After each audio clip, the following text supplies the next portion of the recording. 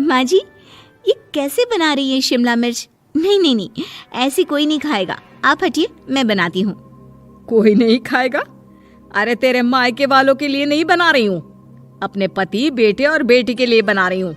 और वो लोग शिमला मिर्ची ऐसी ही पिछले कई सालों से खाते आ रहे हैं। बहू बहू हो ना, थोड़ा सोच समझ कर जबान खोला करो, समझी? माँ जी, फिर तो मैं यही कहूँगी कि आपको खाना बनाना आता ही नहीं। बहू शिमला मिर्च बना लेती है, लेकिन अपने अंदाज में। फिर खाने के टेबल पर, ये सब्जी क्या बहू ने बनाई है? आज बहुत अलग लग रही है। भाभी, रंग तो बड़ा अच्छा दिख रहा है सब्जी का।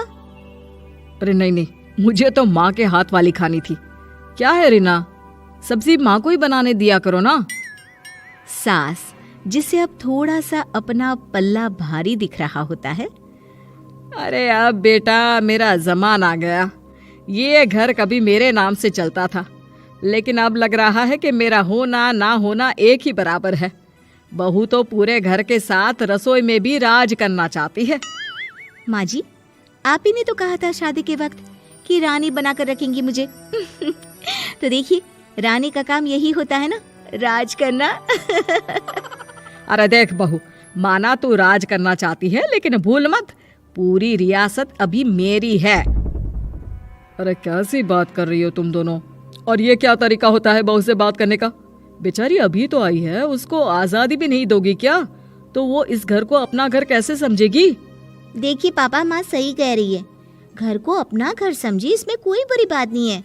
लेकिन सिर्फ अपना और हमें पराया करने की कोशिश करे ना जी ना, ये सोच तो बिल्कुल अच्छी नहीं है। देख, तू छोटी है ना, छोटी की तरह रहा कर, हर बात पर बीच में ना बोला कर। क्यों? वो मेरी बेटी है तो मेरे तरफ से ही बोलेगी ना। माँ जी, ये तरफ क्या होता है? हाँ, वो मेरी बहन नहीं है क्या? मैं मानती हूँ कि आज मैंने सब्जी बना दी, लेकिन थोड़ा खाने में बदलाव करना हम स्त्रियां भी तो जानती हैं और चाहती भी हैं। तो इसका मतलब ये तो नहीं कि घर के खाने की कोई वैल्यू ही नहीं है। देख, मैं कोई बहस नहीं करना चाहती, जाओ खाना खा लो। सभी खाना खाने बैठ जाते हैं।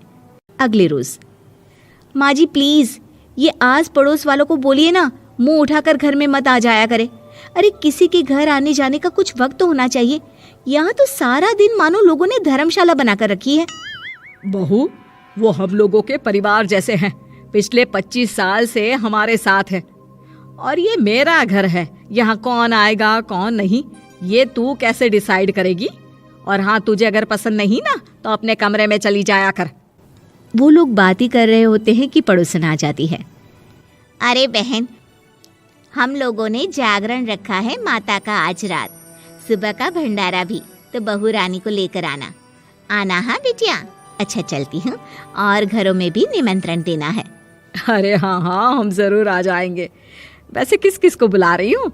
वो तुम्हारी ननद और भाभी भी आ रहे हैं क्या? माँ, क्या आप इनके पूरे खानदान को जानती हैं? अरे भाभी ने ही तो मेरी ननद की शादी की पूरी तैयारियां कराई थी, और मेरे मायके में भी पापा की मौत के बाद वहाँ रहकर इन्होंने ही मुझे संभाला था। इतना तो कोई किसी के लिए नहीं करता। अच्छा, मैं ना फल दे जाऊंगी, काट देना भाभी, मैं दूसरे काम पूरे कर लूंगी। मेरी तो तबीयत खराब है माँ जी, आप ही काट देना सारे फल। मैं रात का खाना भिजवा दूंगी, परेशान ना होना। हाँ? अरे नहीं नहीं, हम लोग बना लेंगे, 4 लोगों का खाना तो बनाना है। अरे नहीं नहीं, आप फल पर लग जाओगी, और बहू की तबीयत भी ठीक नहीं, खाना मैं ही भिजवा दूंगी। पड़ोसन चली जाती है और सास बहू की तरफ देखती है। देखा, जिसे तू धर्मशाला बोल रही थी वो कितने अपने हैं। हाँ माँ जी, आप उनका काम कर रही हैं, उनके जागरण का प्रसाद तैयार कर रही हैं, तो वो क्या इतना भी नहीं करेंगे आपके लिए? ओहो, तुझसे बहस क्या करना बहू। तभी बहू की माँ आ जाती है। अरे बहन जी, बेटी से मिलने का मन किया तो बिना बताए ही आ गई, बुरा न मानना। ये मत समझना कि ये मेरा घर नहीं, कोई धर्मशाला है। अच्छा अच्छा, तो ये घर पर आए मेहमानों को घर नहीं धर्मशाला वाला समझाने वाली आप ही हैं। वैसे आपको खुशी होगी कि आपकी बेटी के संस्कार भी ऐसे ही हैं।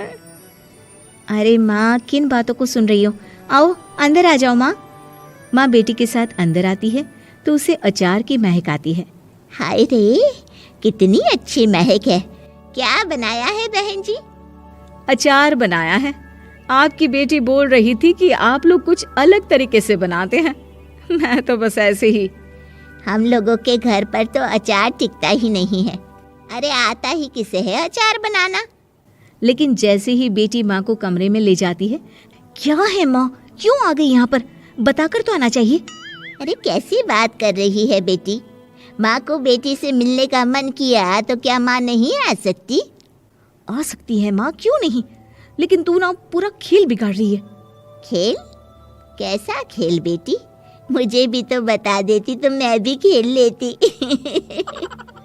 माँ, जब से शादी करके इस घर में आई हूँ ना, सासू माँ ने मेरा घर का रट लगा कर रखा है। अब मैं ये बताना चाहती हूँ कि यहाँ मैं आ गई हूँ। कोई भी चीज़ जो पहले होती थी वो ठीक नहीं थी, तो मैं उसे परफेक्ट करूँगी।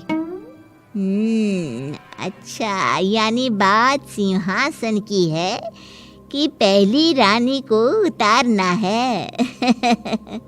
हाँ माँ, तुम्हें जो समझना है समझो, लेकिन बात तो यही है। पर बेटा वो... बेटी कुछ नहीं समझती और दरवाज़ा खोलकर बाहर चली जाती है। माँ, जो कि एक अच्छी औरत होती है, बेटी को समझाने की कोशिश तो करती है। बाहर सास के सामने माँ कहती है, अरे बहन जी, आप चलिए ना मेरे साथ मेरे घर, बहू का मायका भी देख लीजिए। अरे नहीं नहीं बहन जी, आप ही रुकिए हम लोगों के पास। शाम को जागरण है, वहाँ ले चलेंगे। उसी का प्रसाद तैयार कर रही हूँ। अच्छा, हमें भी तो सिखा दीजिए कैसे तैयार करते हैं। अरे कैसी बात कर रही हो माँ, कितने जागरण करवा चुकी हो तुम।